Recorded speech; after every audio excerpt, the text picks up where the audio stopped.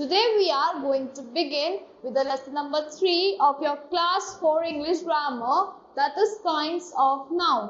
So let's begin with this lesson. Nouns क्या होते हैं? Nouns refers to the name of people, name, animal, place or object. So we are surrounded by many things around us and nouns help us to identify these things. जो भी चीज हमारे आसपास है हम उनको आइडेंटिफाई करते हैं किसकी हेल्प से? नाउन की हेल्प से. So let's talk about kinds of noun. There are 5 kinds of noun, like common noun, proper noun, collective noun, immaterial noun and abstract noun. Here look and learn.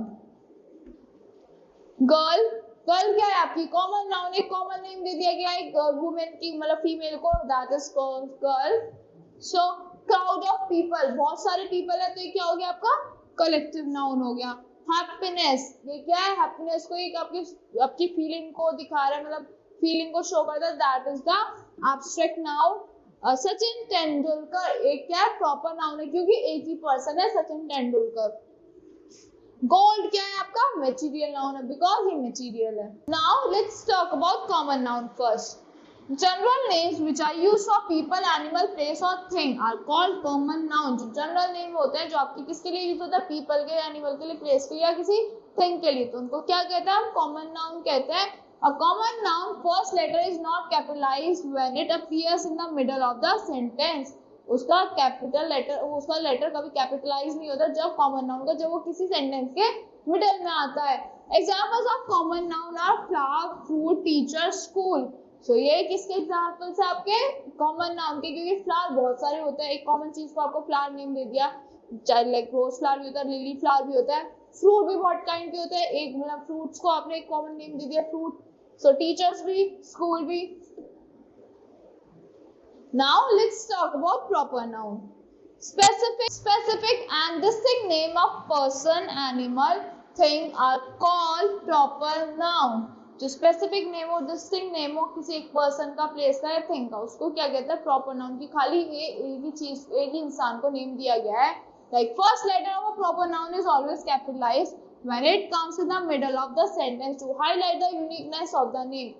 Proper noun का हमेशा वो किससे start होता है, चाहे वो middle में आए चाहे स्टार्टिंग आए, कैपिटल लेटर से ही स्टार्ट होगा, क्योंकि वो किसको दिया है? वो क्या हाईलाइट करता है? यूनिकनेस हाईलाइट करता है कि वो किसी और पे नहीं है.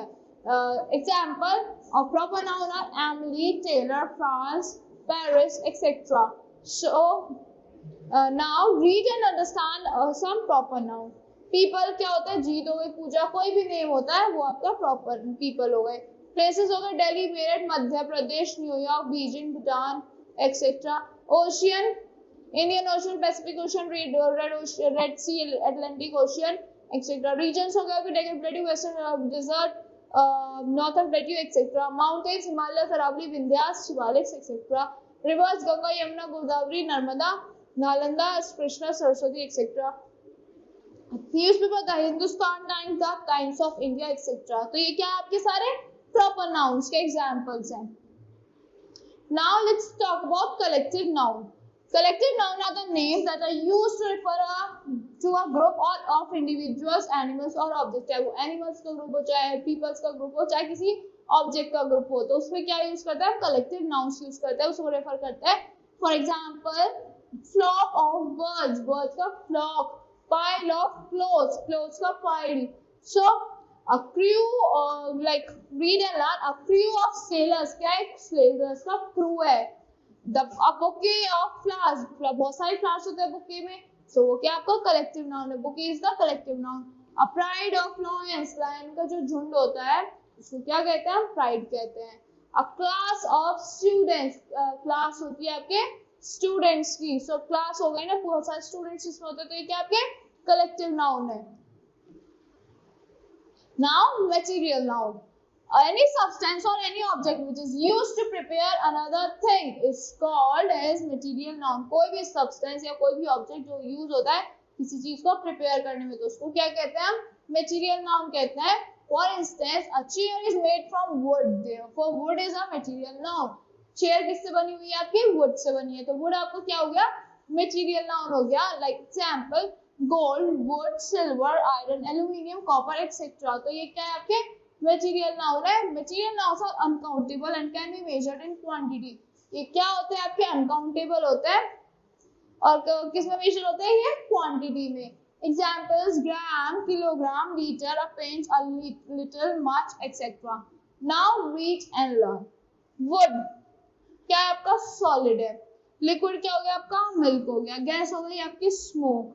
So copper is the solid material and water is the liquid and vapor is the gas. Now let's talk about abstract noun. Abstract noun are the names of something which can either neither see or touch but can think of them. ना हम उन चीजों को touch कर सकते हैं, ना हम उन चीजों को देख सकते हैं, बट हम उनके बारे में सोच सकते हैं।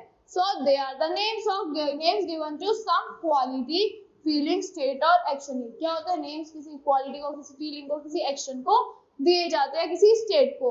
लाइक ब्यूटी एक क्वालिटी है, truth, anger, laughter etcetera. Laughter आपकी फीलिंग हो गई, एंगर भी फीलिंग्स हो गई। सो ये क्या है, these are your abstract noun. Like I am feeling happy, तो feeling is the happy is the I am feeling happy, I am happy, so happy is your abstract noun. So that's all for this lesson. I hope you all like the explanation of this lesson.